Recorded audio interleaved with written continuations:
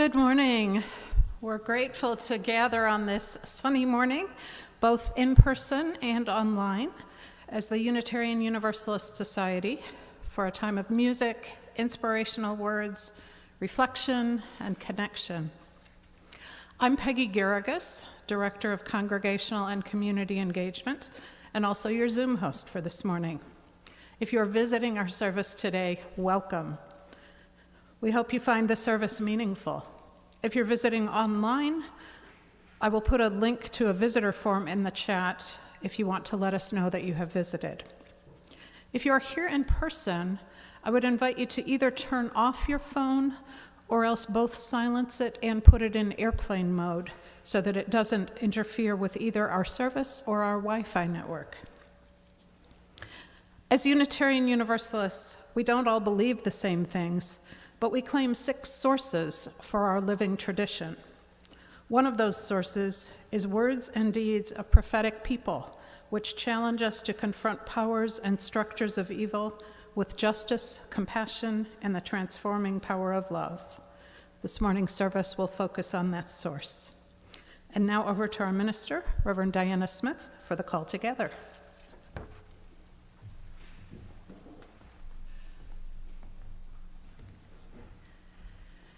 Good morning.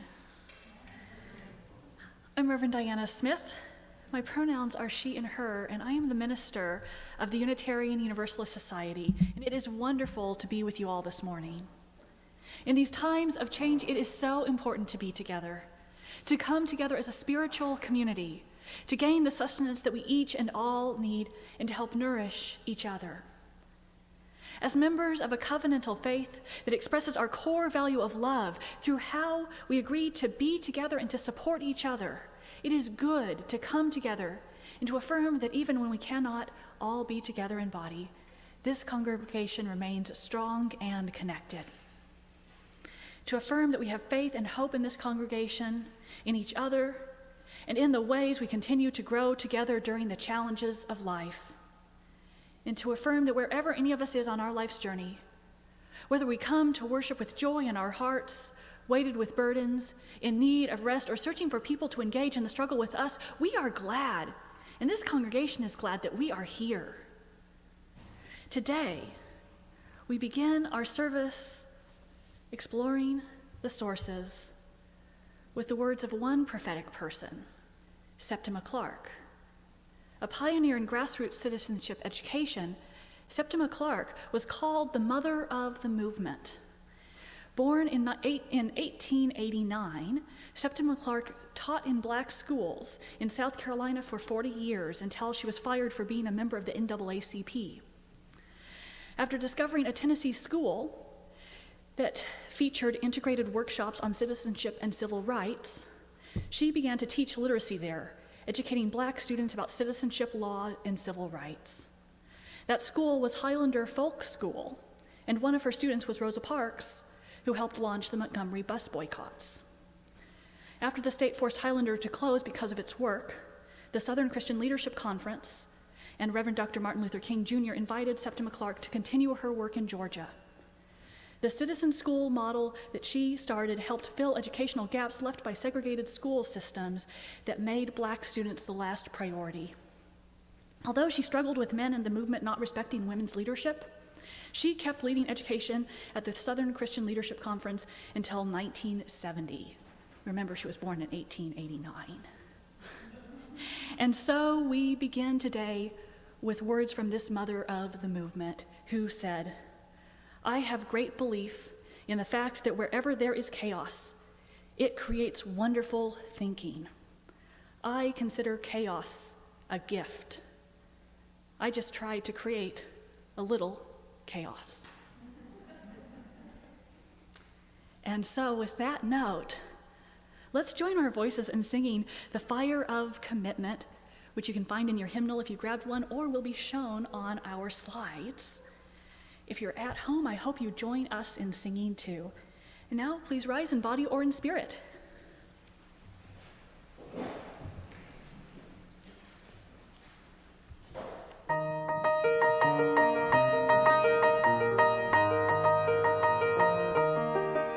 From the light of days remembered burns a beacon bright and clear, guiding hands and hearts and spirits into faith set free from fear. When the fire of commitment sets our mind and soul ablaze, when our hunger and our passion meet to call us on our way, when we live with deep assurance of the flame that burns within, then our promise finds fulfillment and our future can begin.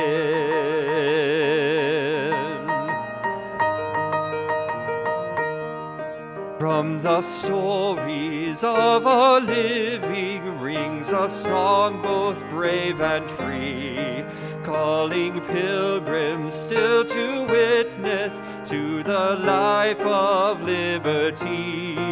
When the fire of commitment sets our minds and soul ablaze, when our hunger and our passion meet to call us on our way, when we live with deep assurance of the flame that burns within, then our promise turns fulfillment and our future can begin.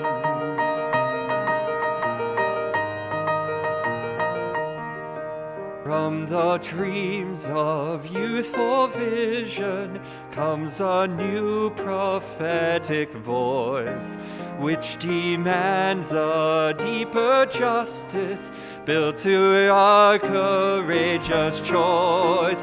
When the fire of commitment sets our mind and soul ablaze, when our hunger and our passion meet to call us on our way, when we live with deep assurance of the flame that burns within, then our promise finds fulfillment and our future can begin.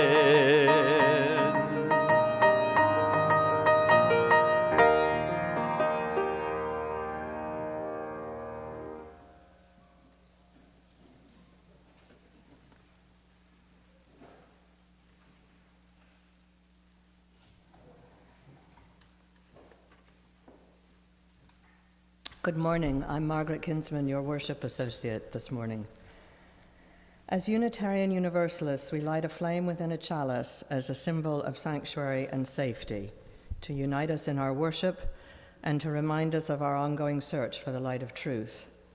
Please join me in saying our chalice lighting words. Life is a gift for which we are grateful. We gather in community to celebrate the wonder and mystery of this great gift. So let us now kindle the flame of our liberal religious heritage and renew our covenant of mutual love and care. Love is our doctrine, the quest for truth is our sacrament, and service is our prayer. To dwell together in peace, to seek knowledge in freedom, and to serve those in need, this we promise, this we covenant with life and one another.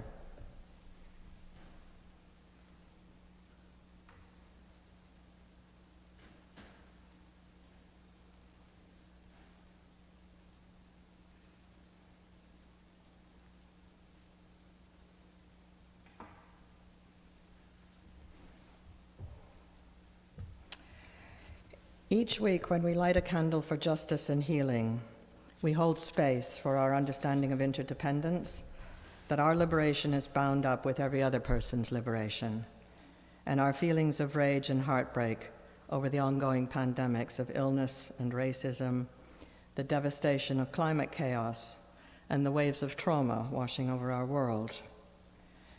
We light this candle to help us hold space together for processing what is happening in our lives and in our world, and to remind ourselves that together we are creating resilience and hope.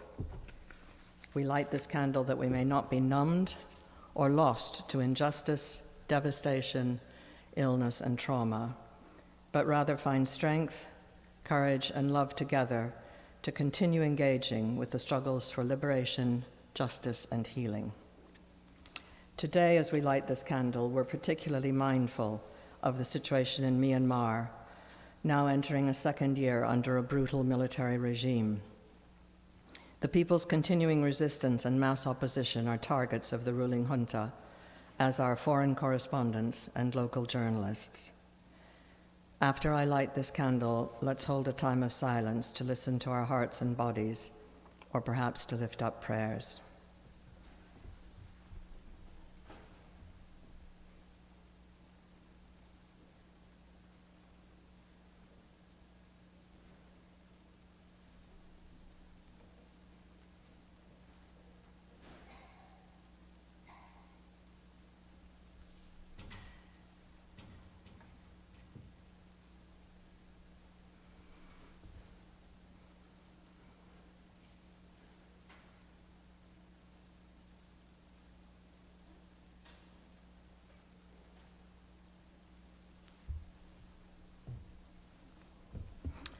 As Shinwei and Alex share our centering music, which was written by Reverend Sherry Woodbury, who was installed as the minister of First Unitarian Church of Omaha, Nebraska on Saturday, please take this time to sink more deeply into the presence of each other, joining in the singing if you wish.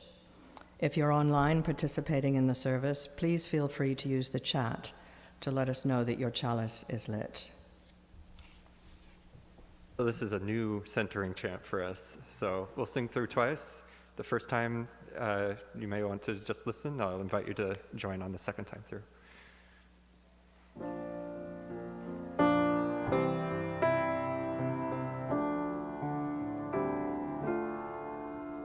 I return to myself, here where I belong. I am coming home, like a bird to its nest, like the river to the ocean. I am coming home. I return to myself, here where I belong. I am coming home, like a bird to its nest, like a river to the ocean. I am coming home.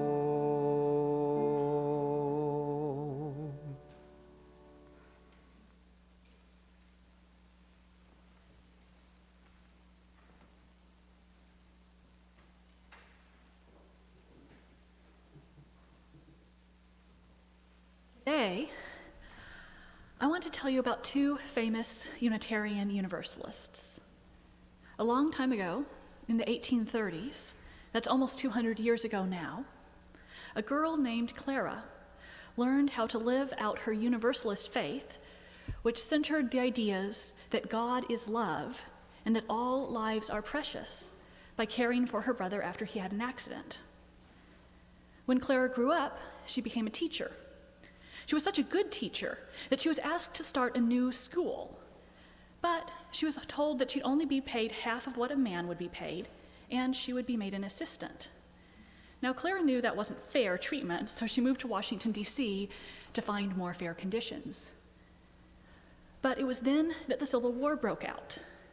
Now, the Civil War was a terrible war about slavery. It divided this country in the middle of the 1800s, and many people died. Clara saw that soldiers coming home from the war were hungry and needed clothes and bandages for their wounds. The government wasn't able to help so many soldiers. Clara saw what they needed, and she used her own money to buy food and clothes for the soldiers. She wrote to newspapers and asked them to tell people what the soldiers needed. People gave blankets, medicines, and other supplies. Then, when she heard that soldiers couldn't get food, water, medicine, or care in the battlefields, Clara decided she needed to go there to the battlefields herself. Back then, there weren't any women nurses. There weren't any women nurses in battlefields. But Clara didn't care when the army told her she couldn't go. She did anyway. She brought supplies and took care of wounded soldiers from both sides of the war for 14 battles. When the war ended, many men who'd been fighting were missing, so Clara set up an office to help people find out what had happened to their loved ones. When she needed more money, she started giving speeches. Soon, she learned about an organization that was starting in Europe called the International Red Cross. They would help soldiers during battles no matter what side they were on. And so Clara Barton brought the Red Cross to the U.S. and expanded it to work in all kinds of disasters, not only during wars. She saw this as a perfect way to live out her Universalist faith and values. During the 1800s, there was also another Unitarian Universalist woman I want to tell you about. Dorothea was born in 1802. Now, as a young woman, Dorothea opened a school for poor children.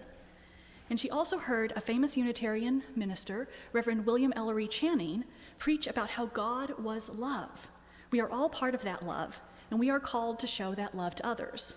Now, this was a very different message than she heard in her own church. And Dorothea became a Unitarian and began tutoring Reverend Channing's children. A few years later, Dorothea visited a women's prison and saw women in chains with no clothes on. When she asked why, she was told that those people were mentally ill and didn't understand what was happening to them anyway, so it didn't matter. Dorothea was appalled. She was angry and sad and disgusted. She called her friends in the Massachusetts government. They told her they would need a written report before they could act. So Dorothea went to every prison in Massachusetts and wrote a detailed report about the conditions for mentally ill people in each one. She advocated for changes, and she kept advocating and working with people, never giving up. So the state of Massachusetts began to open hospitals that treated the mentally ill with respect and gave them food, good food, and warm clothing. Dorothea Dix then traveled to other states, investigating conditions in prisons, filing reports, and testifying before state legislatures. She started new hospitals to care for people with mental illness. And she helped people understand that even when someone's words or behaviors can't be understood by others, they are still a person who deserves dignity, respect, and love. Dorothea Dix saw her ministry, her work to help everyone understand that people with mental illness deserve dignity and respect, as a perfect way to live out her Unitarian faith and values. And so with those two stories of two prophetic people, let's sing our children out to religious education activities. If you wish, you can stay here in the sanctuary too.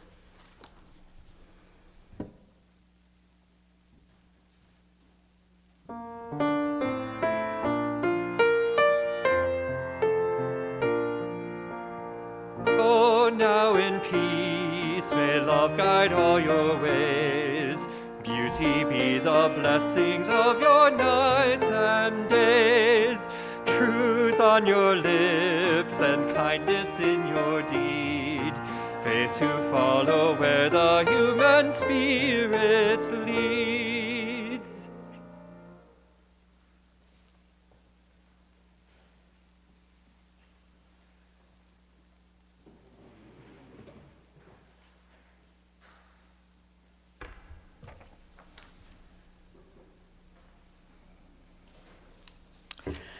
This reading this morning is longish, I'm warning you. Neil Gaiman is a contemporary English author whose work is often aimed at younger readers. He usually writes in the modes of fantasy and sci-fi, with many allusions to very familiar motifs in fairy tale and myth. This piece is titled Instructions. It's timeless advice to young and old about the lure of adventure and wonder and chaos, I think, and what you need to navigate the journey. So hunker down. Instructions. Touch the wooden gate in the wall you never saw before. Say please before you open the latch. Go through. Walk down the path. A red metal imp hangs from the green-painted front door as a knocker. Do not touch it. It will bite your fingers. Walk through the house. Take nothing, eat nothing. However, if any creature tells you that it hungers, feed it. If it tells you that it is dirty, clean it. If it cries to you that it hurts, if you can, ease its pain. From the back garden, you will be able to see the wild wood. The deep well you walk past leads to winter's realm. There is another land at the bottom of it. If you turn around here, you can walk back safely. You will lose no face. I will think no less of you. Once through the garden, you will be in the wood. The trees are old. Eyes peer from the undergrowth. Beneath a twisted oak sits an old woman. She may ask for something. Give it to her. She will point the way to the castle. Inside it are 3 princesses. Do not trust the youngest. Walk on. In the clearing beyond the castle, the 12 months sit about a fire, warming their feet, exchanging tales. They may do favors for you if you are polite. You may pick strawberries in December's frost. Trust the wolves, but do not tell them where you are going. The river can be crossed by the ferry. The ferryman will take you. The answer to his question is this: if he hands the oar to his passenger, he will be free to leave the boat. Only tell him this from a safe distance. If an eagle gives you a feather, keep it safe. Remember that giants sleep too soundly, that witches are often betrayed by their appetites. Dragons have one soft spot somewhere, always. Hearts can be well hidden, and you betray them with your tongue. Do not be jealous of your sister. Know that diamonds and roses are as uncomfortable when they tumble from one's lips as toads and frogs. Colder, too, and sharper, and they cut. Remember your name. Do not lose hope. What you seek will be found. Trust ghosts. Trust those that you have helped to help you in their turn. Trust dreams. Trust your heart, and trust your story. When you come back, return the way you came. Favors will be returned. Debts will be repaid. Do not forget your manners. Do not look back. Ride the wise eagle. You shall not fall. Ride the silver fish. You will not drown. Ride the gray wolf. Hold tightly to his fur. There is a worm at the heart of the tower. That is why it will not stand. When you reach the little house, the place your journey started, you will recognize it, although it will seem much smaller than you remember. Walk up the path and through the garden gate you never saw before but once, and then go home, or make a home, or rest.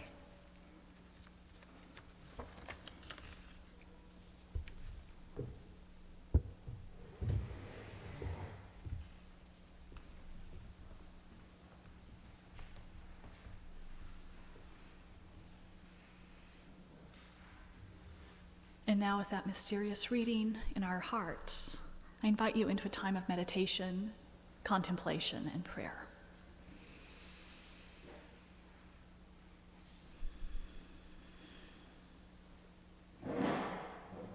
Spirit of life and love,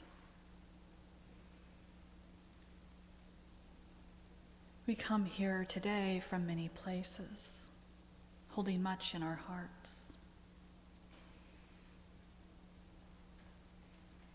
Feeling the warm sun creeping in to places that have not seen it for so long. Wondering what these times of change bring to us. Help us be open to what this time brings while we find places to rest. Our aching hearts, help us find people and places to share, to help us hold and process what we need to feel as we hold space for them too.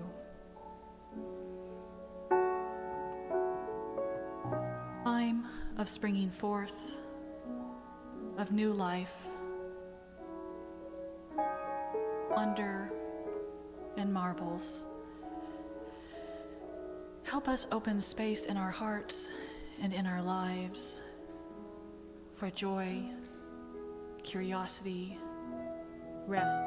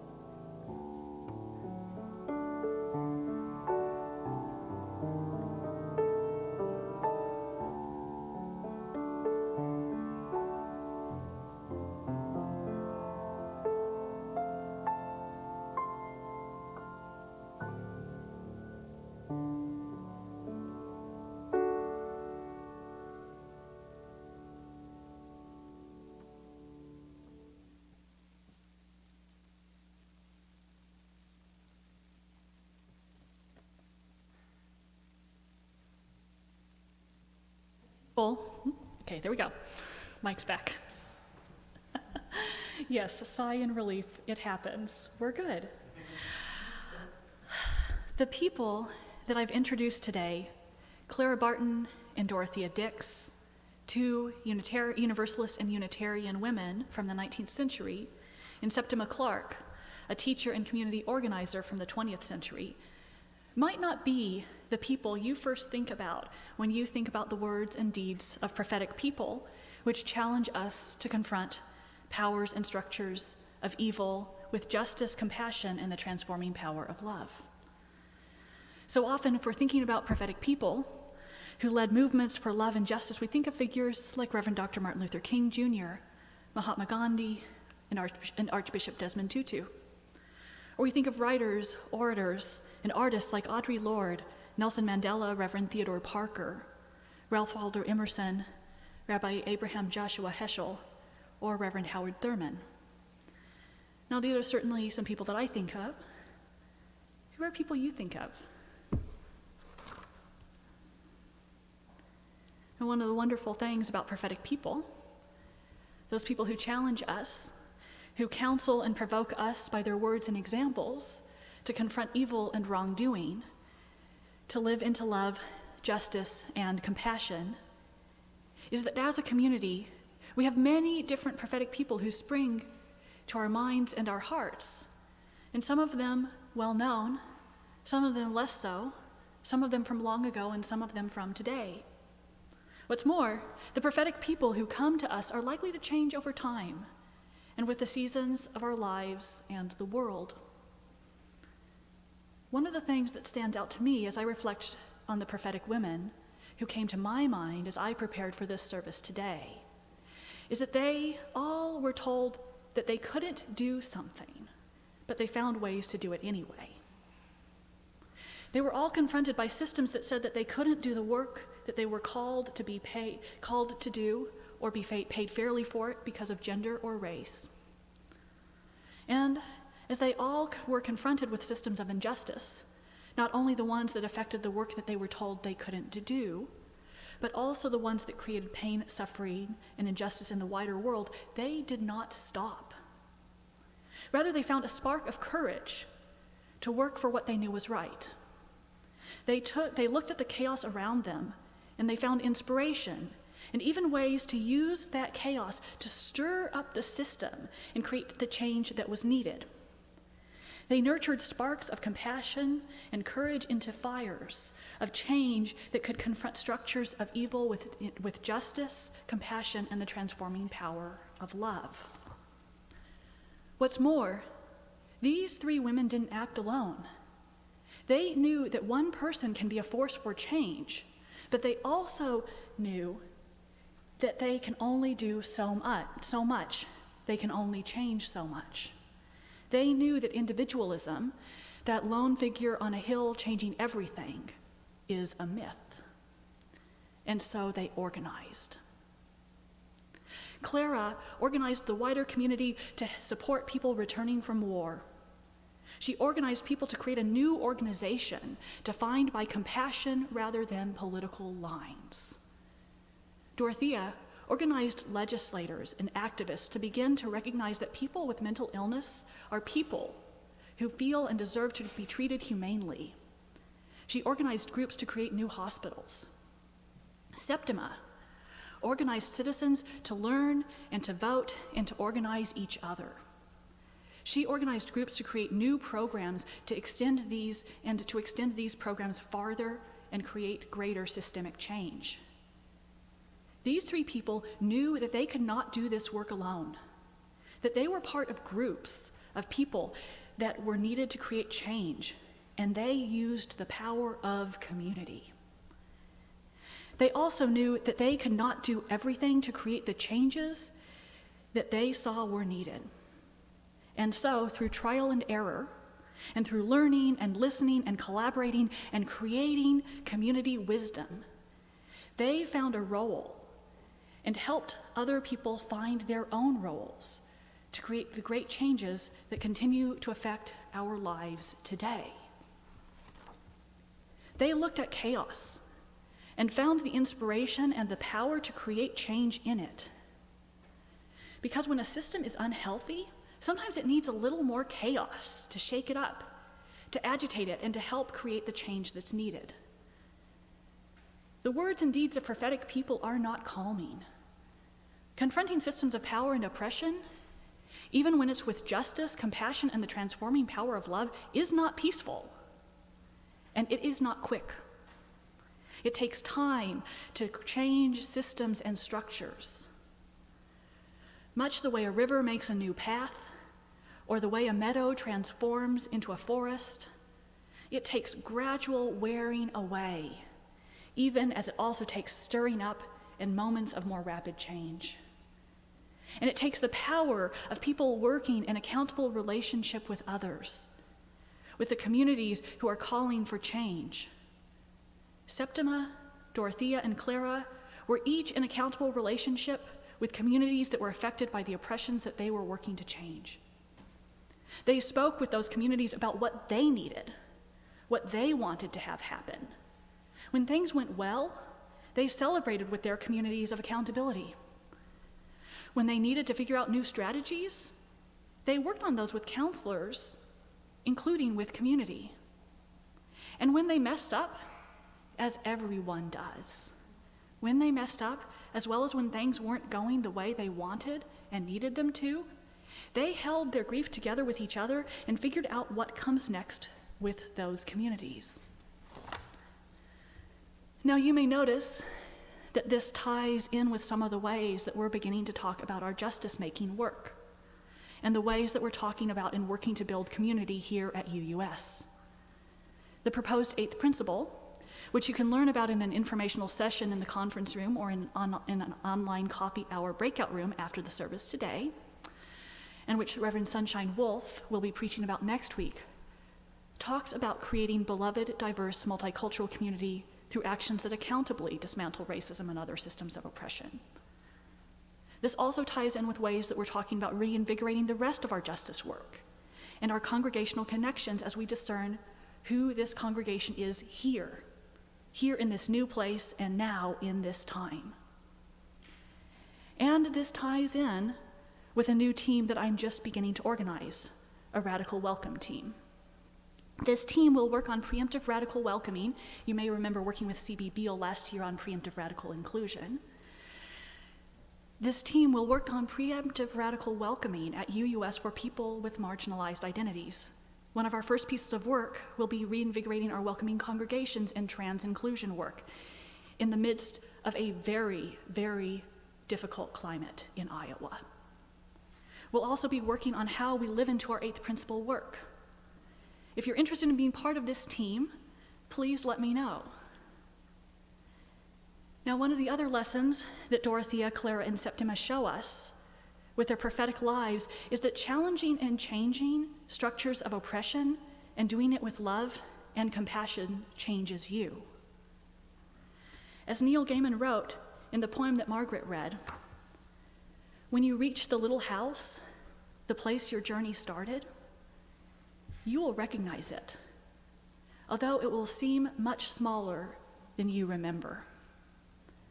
Walk up the path and through the gate that you never saw before but once, and then go home, or make a new home, or rest. May we all be so transformed in this work by the lives of the prophetic people that we follow, and as a congregation. May we all be so transformed as we find inspiration in chaos, as we work together accountably to create needed changes with love, compassion, and justice. So may it be. Blessed be, and amen.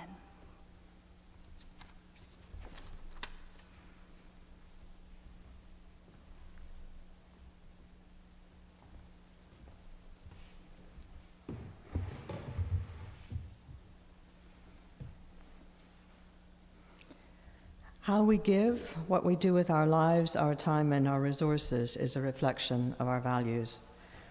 In response to the abundance we are blessed with, every week this congregation donates generously to organizations in the community whose work aligns with our values and principles. Our community partner agency this month is the Domestic Violence Intervention Program. DVIP provides comprehensive support and advocacy services to victims and survivors of domestic violence, dating violence, stalking, and human trafficking, focusing on immediate and long-term safety, empowerment, dignity, and hope. In collaboration with the community, they strive to end domestic abuse through education, accountability, and social justice. DVIP services include a 24-hour hotline, in-person advocacy, criminal justice and economic support, an emergency women and youth shelter with kennel services, and more. On the screen, you will see instructions for how to give online, or you may take this time to write a check and address an envelope to UUS to be put in the mail.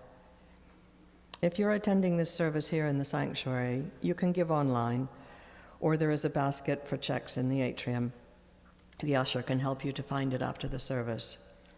You may assist our community partner, contribute to the congregation to provide additional support for our operating expenses, or contribute towards your pledge to our society. The offering is a sign of commitment to this free congregation, which is completely supported by the voluntary generosity of all who join with us. As we give and receive the offering, may we be transformed by our giving, and may the world be transformed by our gifts.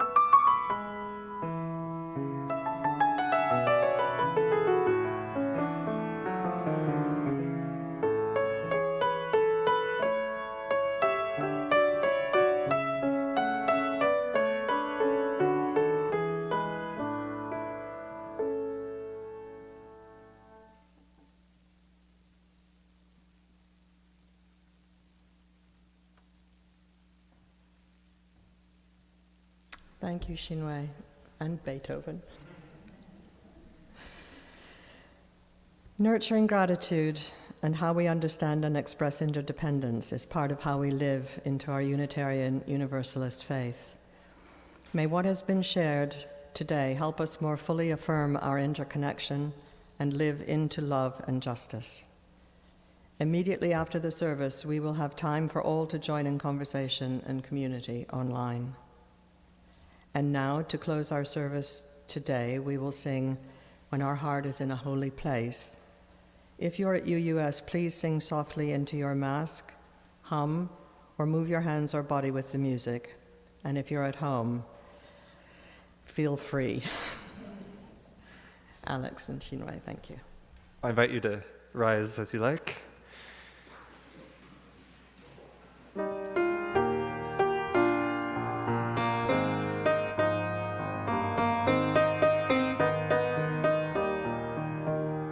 When our heart is in a holy place, when our heart is in a holy place, we are blessed with love and amazing grace.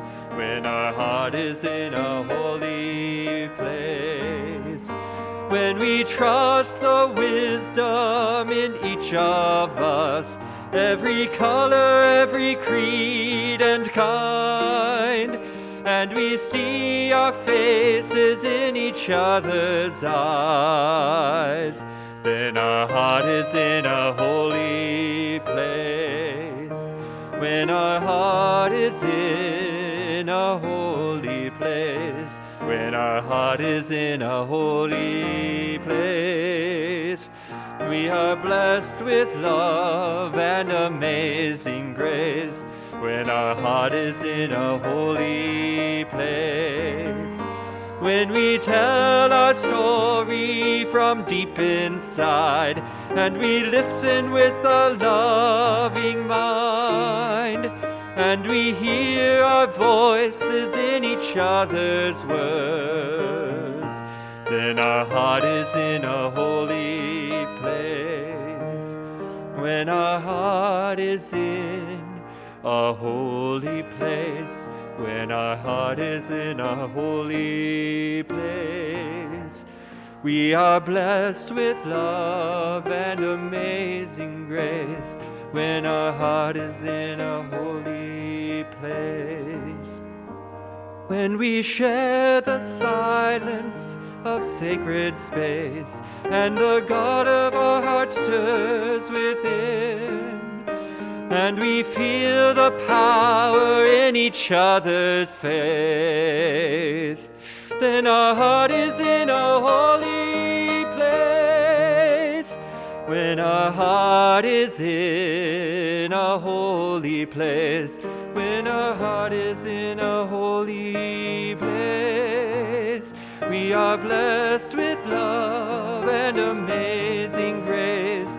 When our heart is in a holy place, when our heart is in a holy place.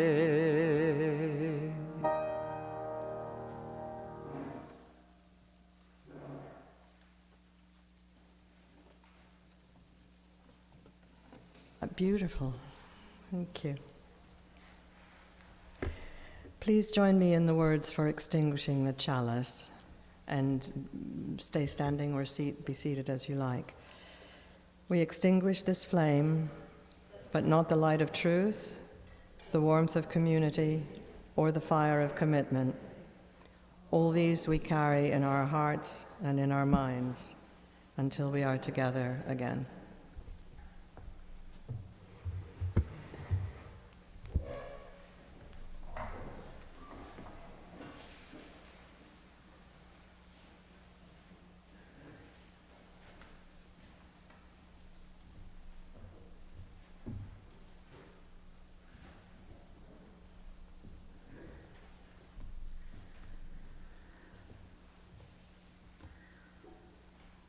As you go out into the world this week, may you listen for the prophetic voices you find, whether they're in poetry children's stories, stories from the past, or in the words that you hear on the television or the radio. May you listen for those prophetic stories, the prophetic deeds that are leading us, and may you notice where they are calling you, where they are calling us, and where that means we need to move. Go in peace, love, and justice, living love ever more fully and fiercely into this world. Amen, and blessed be. And now, you may join in the choral benediction if you would like.